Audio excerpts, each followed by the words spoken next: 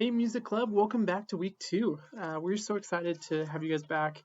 And just to get started, so just to review for last week, we made these cool music journals, these music songbooks, and feel free to decorate them any way you want. I didn't say that last week, but put stickers on them, color it, make it yours. This is your own individual songbook.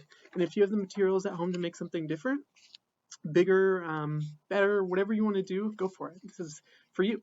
So this week we're going to kind of dive into what music means to us. Last week we wrote a little bit about what music meant, but this time we're going to listen to a song and we're going to pull out little bits and pieces that kind of resonate or are important to us. So when we think about songs, kind of the difference between songs and poems, so lyrical poetry and then listening to a song, is that we're listening to it, we're not reading it. So what is it that we're hearing that is important to us? What does it mean? Is it sometimes it's just the music itself, the instruments? Is it the voice, the person singing? Is it the guitar playing? Is it the words, uh, the actual lyrics that are making it important to us? And so when we think about that, we kind of think about lots of different things. Are they is the songwriter, are they using similes?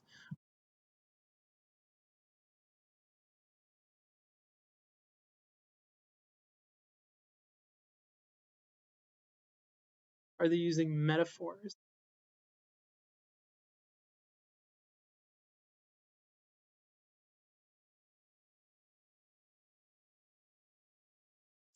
Are they using personifications?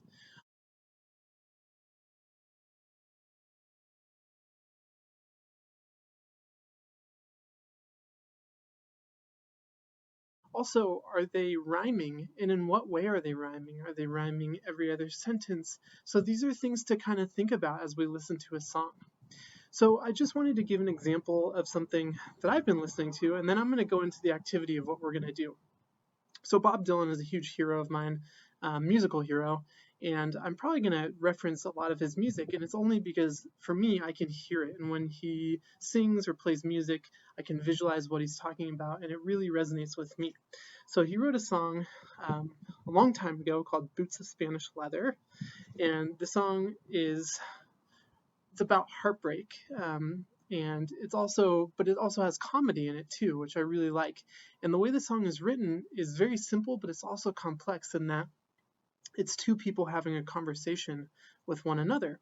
So one person is writing letters, and the other person is writing letters back, and it's all sung by the same person, but it's told from two different views, which is really neat. And it's kind of a creative way to write a song.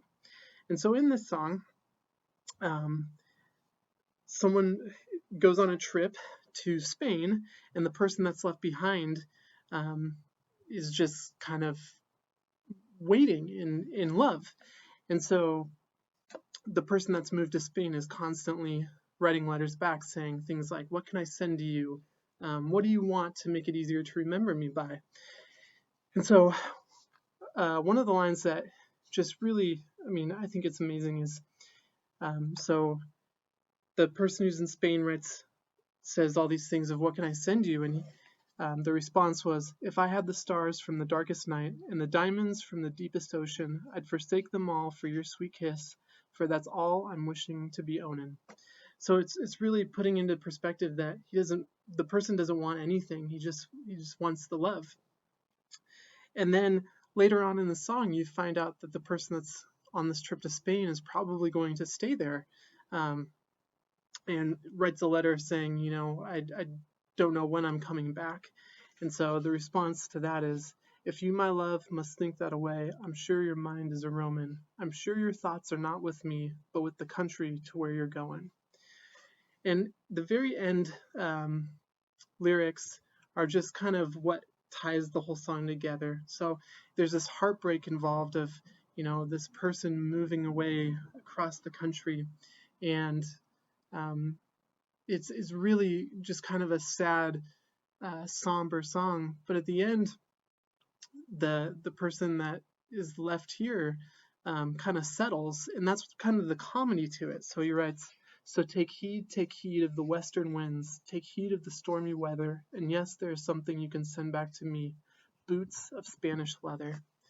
And so there's that comedy of, well, if I can't have you and if I can't have the love, then I guess just send me back boots of Spanish leather. And there's something about that to me that just is really funny.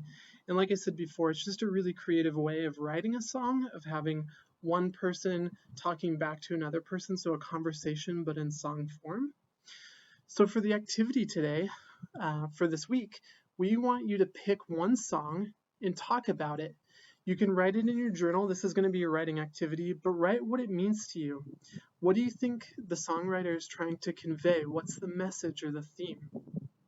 When you're listening to the song, is it the way that the person is singing it? Is it, is there some sort of mood that's conveyed into the song? If there's instruments, what are the instruments doing? Sometimes a song isn't really to tell a message, but to kind of, it could be to dance or to sing along with it. And if so, what is catchy to you? What is making you want to sing along with it? Are there rhyming words that you hear that you really enjoy, that you want to share?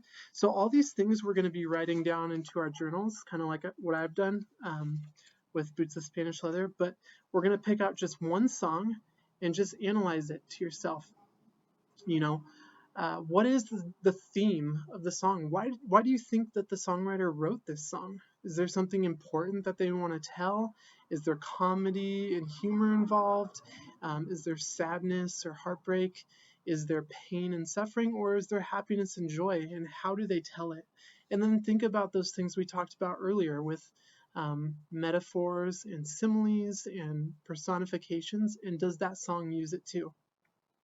So the activity is just to write inside your journal, and you can write as much as you want or as little as you want. And then when we meet, we're just going to share and kind of, this will be a great way for you to talk about maybe one of your favorite songs, but also share music with someone else in the group that may have not heard that artist. And that kind of shares that and also helps other people discover new music, which I think is really cool. And the whole part of this group is just to have fun, listen to music, and share with others.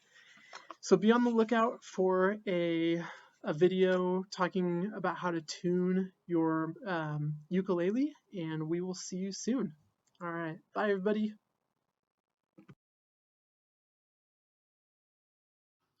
Hi Music Club!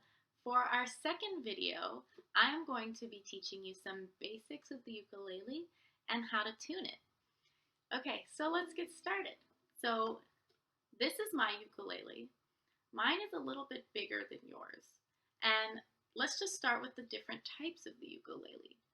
So there is a baritone, a concert, a tenor, and a soprano ukulele.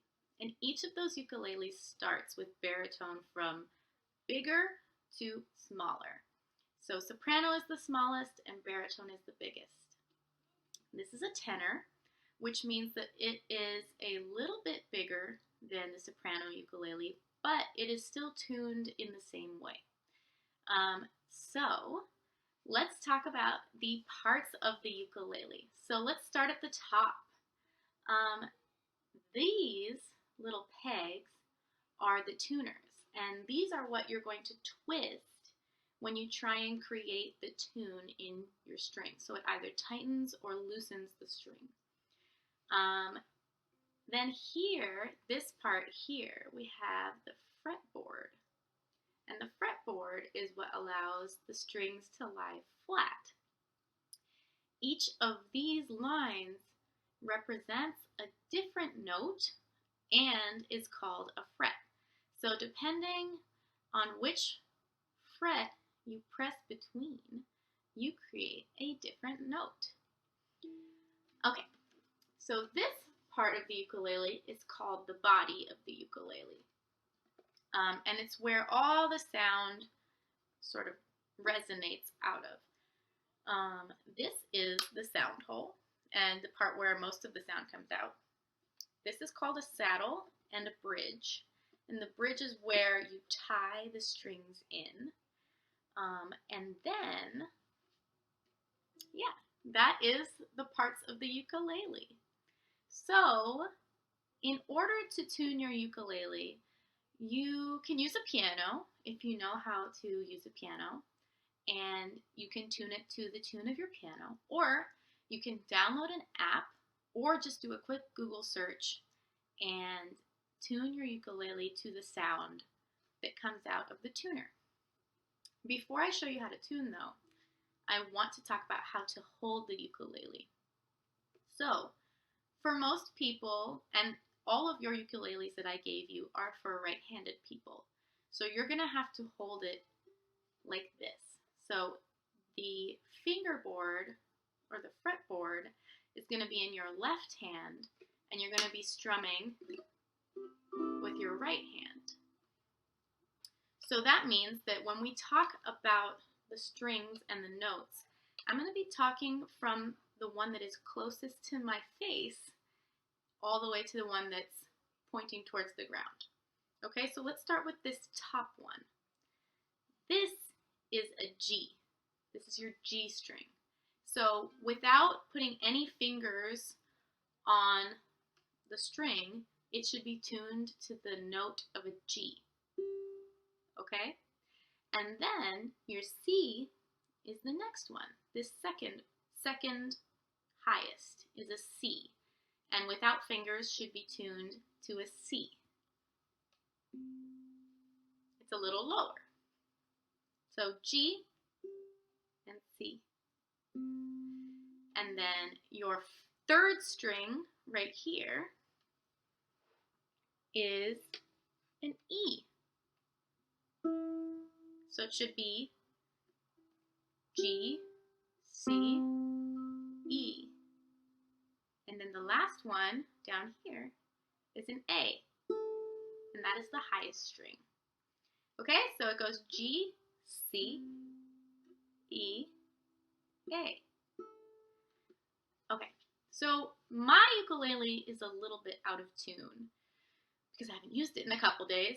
Your ukuleles are brand new, so they are not in tune at all. So you're going to have to do a bit of twisting and tuning.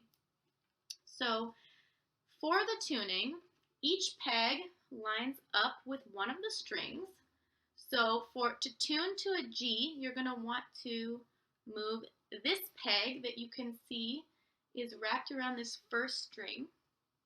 And the rule is you spin it clockwise and it loosens or lowers the pitch. And if you turn it counterclockwise in the opposite direction, it should tighten and make the pitch higher.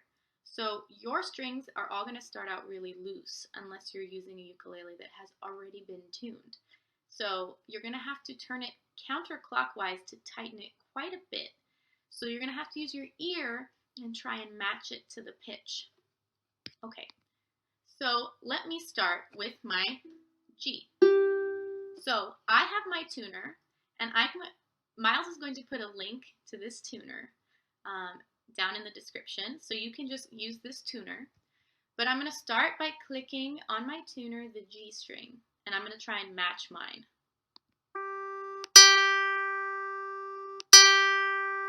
Okay, so I listened to that. So here we go. Does this match? Yeah. I'm going to tighten it just a little bit. Okay, there's my G. So next I'm going to tighten my C, or loosen it. And that would be this next peg. It's a little bit higher up. Okay? And remember, you're probably going to want to tighten it. So let's listen to a C.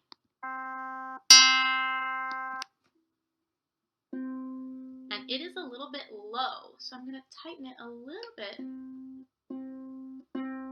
And I'm going to check again.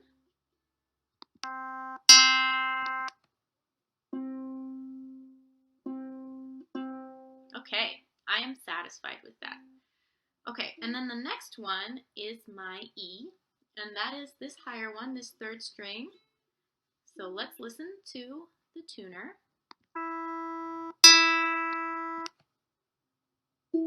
And that is flat, so I'm going to tighten it a little bit. And now I'm going to play the tuner again. Okay. That sounds pretty good to me. And then the last one is A. All right. Yeah, that sounds good. I might just tighten it just a little bit. Okay, so my ukulele is tuned, and this will take some practice. You might not be able to hear it right away, but just keep checking and comparing your string to what you're hearing, and eventually it should sound like this when you strum it without any fingers. And that's it. Your G, your C, your E, and your A. Okay, you guys, I hope that this was helpful. And in the description, don't forget that we are going to put a link to this tuner. And we can suggest also an app. So if you want to download it on your phone, we will find you a free app that you can download. But you can also just use a piano or use this app on the computer. Okay? I hope you have a great time tuning your ukulele. Bye!